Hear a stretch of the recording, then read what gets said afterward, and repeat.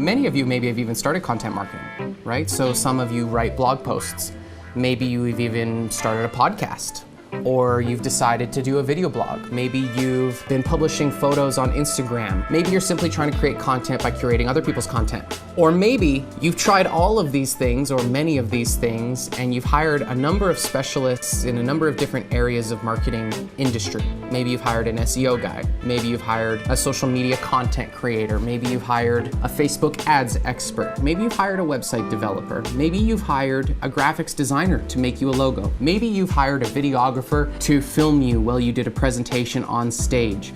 Maybe you've done one or many of those things and you didn't do them all at once, and at the time that you did them, I'm suspecting maybe you experienced some challenge because you didn't experience the outcomes that you want. And if you've had that experience, then I think the most viscerally challenging circumstance for you to be in would be the circumstance of feeling like you've been burned one too many times or a few too many times, and you're resistant to taking any action at all because you're not sure who you can trust. Maybe that's the worst because you feel like you've put in effort and gotten nowhere.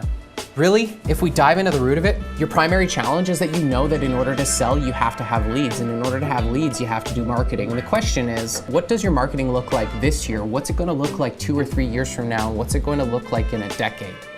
It's critical because your marketing is storytelling, and storytelling requires a scope. You have to have a sense of where you're going, why you're going there, and what story you're telling. As far as I'm concerned, we both know you have no choice. I can create a whole number of different pain points. I can come up with all different types of hells that many of you are living in today, doing your marketing, because there's so much being done wrong. There's so much being done in a way that makes no sense. And there's so much that's almost done right that just doesn't get across the line. And that's the most frustrating of them all for me. It's frustrating for me when clients or potential clients waste or have wasted money almost getting a project done.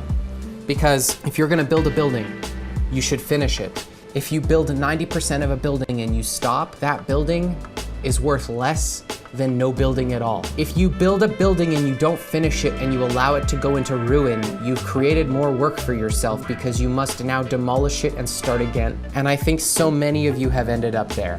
Many business owners end up with half-finished buildings.